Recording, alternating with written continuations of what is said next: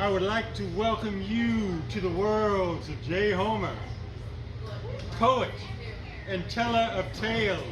My first piece is a tale called Death Comes Swifter Than a Raven Flies. Gray waves of clouds wafted steadily on the breeze above the barren branches of the tall oak trees.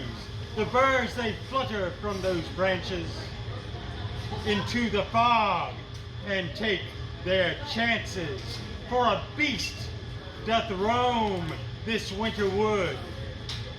Yes, any sort of flesh would do him good.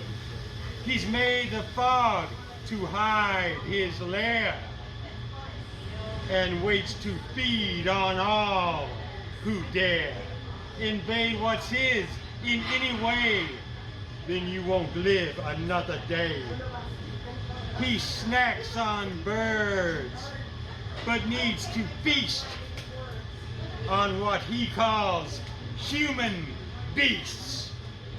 There's no doubt they'll be coming soon as he watches for the blood-red moon, which will tell him when they draw near, death shall take them, he need not fear. He'll conquer as he has before, leadeth them all unto death's door.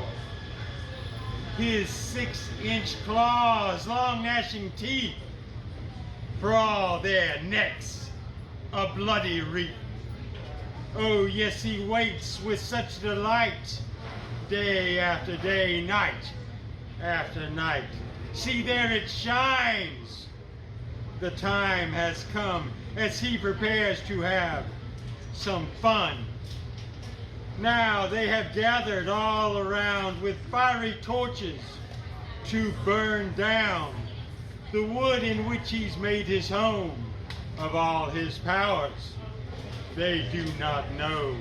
He looks up to the dark gray skies as they give him their own reply. Torrential rain to douse the light of man's hope in the dark of night, and swifter than a raven flies. Everyone there around him dies. With blood he's drenched from head to toe.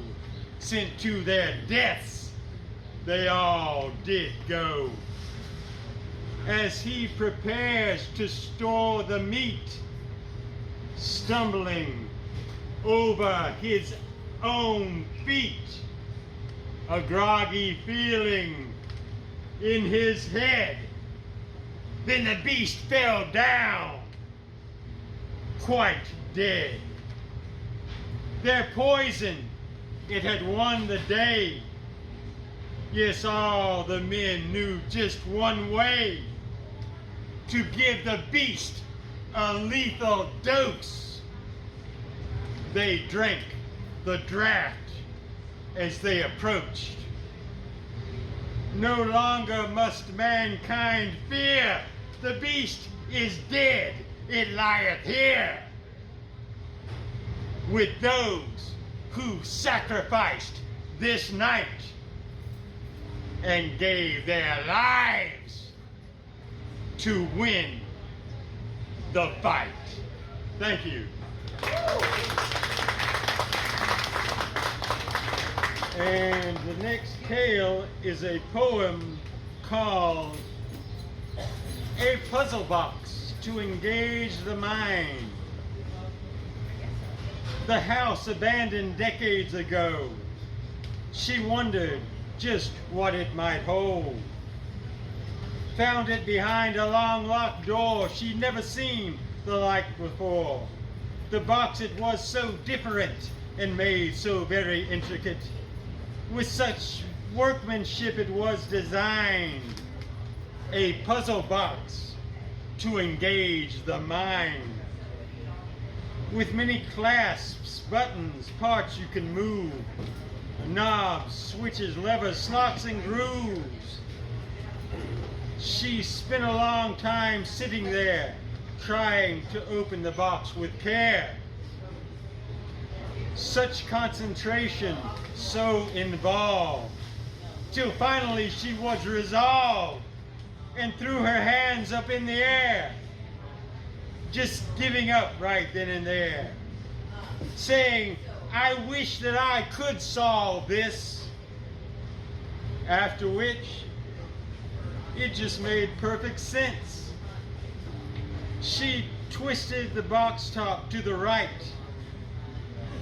A hidden button was now in sight.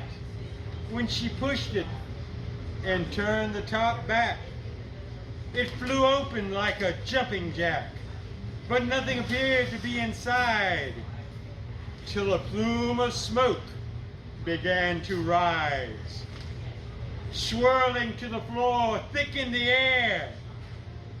Then he came together, standing there, flowing robe, turban over his locks. He said, "I'm the genie of the box. Now I can grant to you 2 wishes." She said, "Don't genies give 3 wishes?" He said, "You wished to solve the puzzle." As he stood there, she watched him guzzle something from a flask there at his side, with such wild thoughts running through her mind. Just 2 wishes left, what should they be? She thought long and hard, so carefully. So she said, thinking he would be daunted, "I wish to have all I've ever wanted." Then there they were within her lush home, the man she loved on the video phone, her favorite film playing on the wall. Those things within her dreams, she had it all. Everything she'd asked, and even more. Then there came a knock there on the door. I hope that you have enjoyed it. Although you have it, it cannot be kept. Though it's not a dream, for you have not slept. I assure you, my dear, it's time you left. Police at the door. There's been a theft. Her mind in a jumble, just 1 wish left. Before she thought she had blurted it out. "Oh, I wish that I had not wished to solve it." She put the unopened box down and quit. A friend had been looking for her a while. He entered and said to her with a smile, "Did you find anything interesting here?" She said, "This box, what it is isn't clear. Some kind of puzzle, but too much for me. If you'd like to try, take it home and see." He said, "I wish I was clever enough." At first thinking it would be really tough, but after the thing that he had just said, went on saying, "Sure, I'll take it instead." He said, "I came to tell you I'm going." She hugged him and said, "Thanks for showing." He headed for home, a smile on his face, knowing that his life had been so graced, certain there was a genie in the box, and thought it best that it remain locked. For genies were made to tempt our desires. Yes, he was clever, knew what was required. Locked in a trunk, buried deep in the ground, somewhere he knew it would never be found. He knew his ideas would make him rich. And as for the genie, ain't life a bit of a pain sometimes? Thank you. And I hope you have enjoyed this word delivered to you from the world of J. Homer. I love you all.